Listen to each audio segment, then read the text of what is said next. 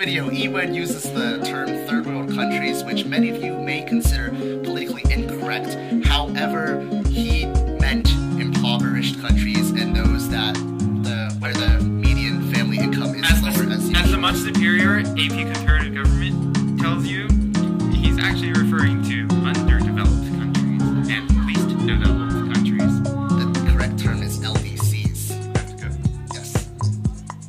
So no discourse case, please. So today is week 2 after launch of Heartwork, and I hope you guys have been following that Heartwork Devos. And today we had our own, Seth Silver come and talk to us and speak to us about. So in case you weren't here last week or this week, what we're doing is we're trying to raise $3,700 in order to pay for water filters for families in Haiti. Today we talked about how 1.2 billion people in the world live with under $1.25 a day, which is first of all ridiculous, but they have done studies, and there's an economist named Jason Hickel who actually did research showing that the minimum you would need to be able to meet the necessities of your life is $2.50. So that effectively adds 353 million more people into poverty since 1981. And what we're trying to do here is alleviate the effects of poverty, because a lot of people can't afford clean water, and without clean water, you have stuff like rampant disease, you have malnutrition, you have lack of access to water in general, because if you don't have clean water, you have to go to a riverbank or a well in order to get it. A lot of Mahindi and Seth's discussion today was about how we live in two worlds. One world is in excess, and one world is a world of poverty. And he talked a lot about how the people in excess are so far in excess that it's almost immeasurable. Of what I think is really important is to realize there aren't actually two worlds. We live in one world, and this is a world where we are really separated, and we hold a lack of awareness of what's going on around us. Jesus once said, if anyone would come after me, let him deny himself and take up his cross daily and follow me.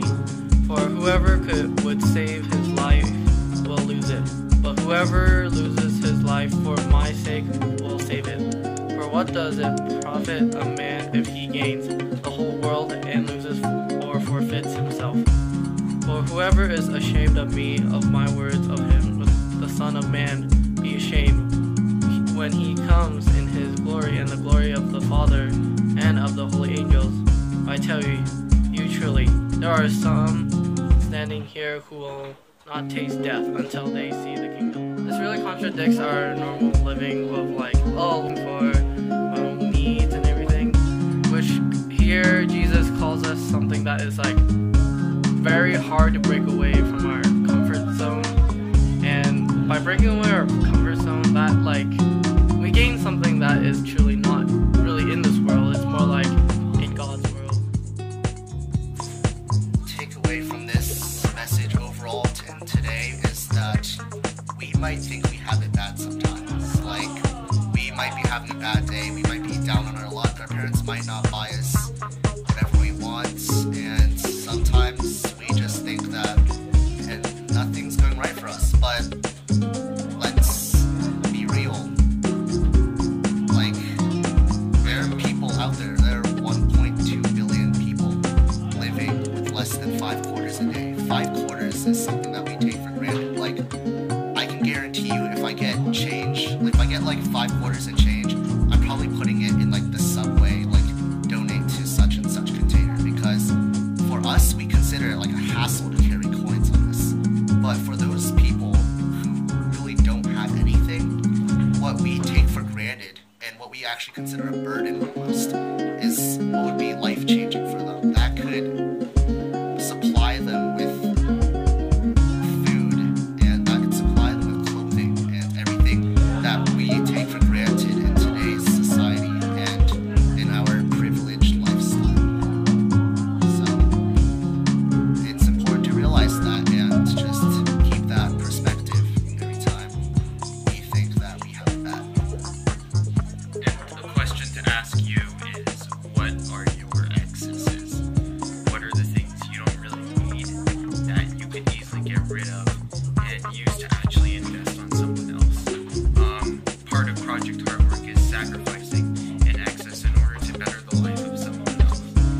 time you take a look at that Xbox, try to think about like how much money you could make off of selling it and how impactful that will be in saving the life of someone else.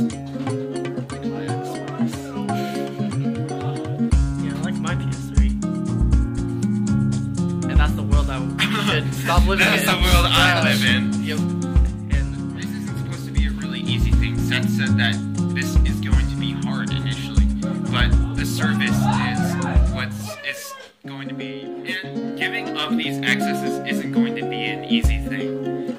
Seth acknowledged this when he was speaking, but he also promised that service is going to help heal your heart and bring it back to God. I like how Seth tied in with the Hunger Games with like artwork really, and the issue that is around like third world countries. You know how the Hunger Game, it's about like the capital and the district, and that's like in this world too. The capital is like the similar. It's like, would you consider it the second world? Yeah, just us. Just us. Yeah, the Start us. with the capital as us.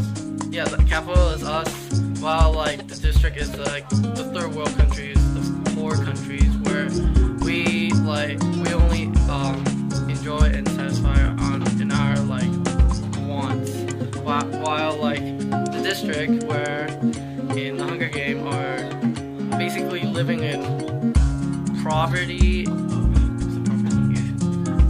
Poverty and really a place where normal people wouldn't go, and that's like how third world country is. But the thing is that we can't always think third world countries have to be the same, like how the capital think the district always has to stay the same. We have to change that, which in the Hunger Games the district revolts, spoilers alert, to the capital. And I think we should, instead of the third world country revolting on us, we should change that too. Alright, Echo. See ya!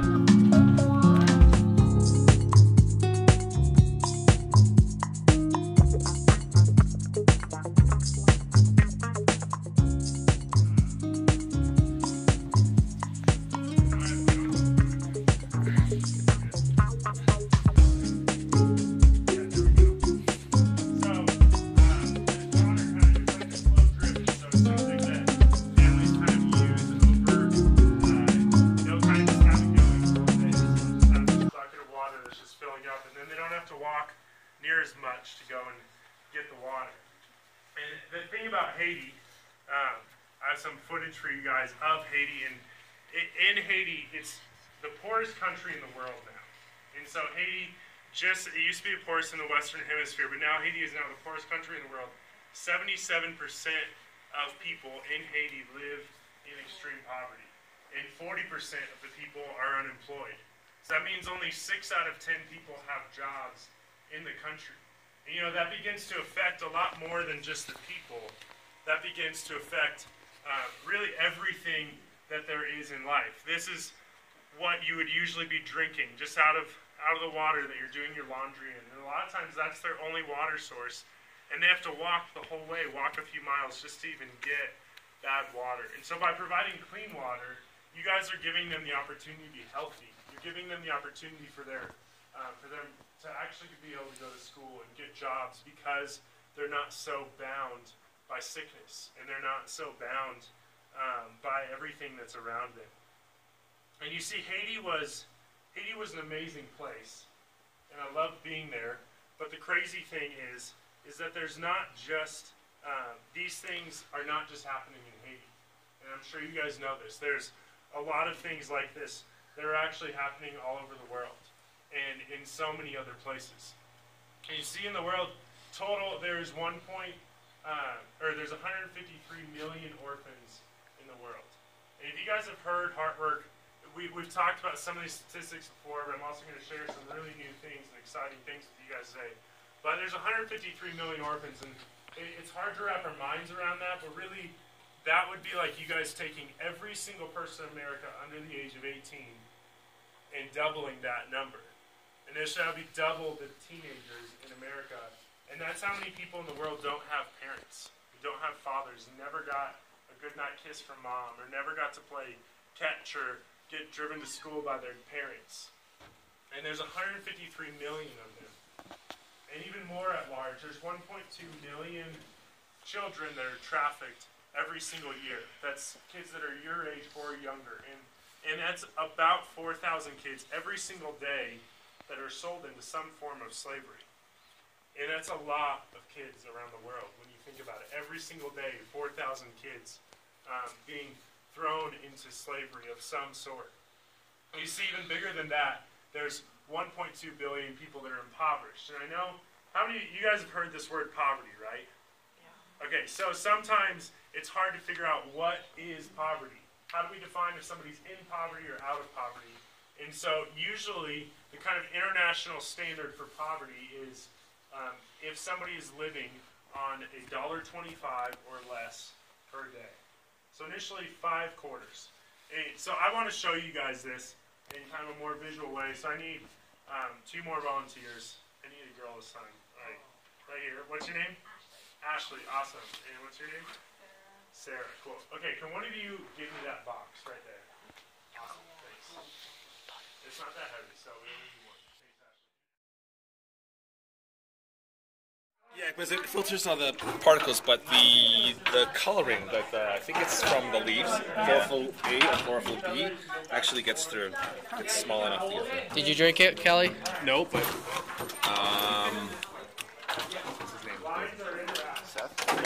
Seth drank it. You can try it.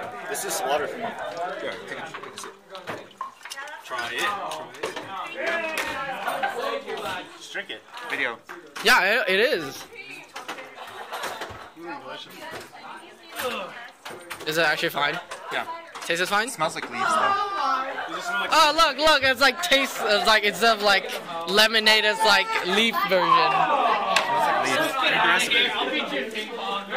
How do you know that, Kelly? How do I know what? That it's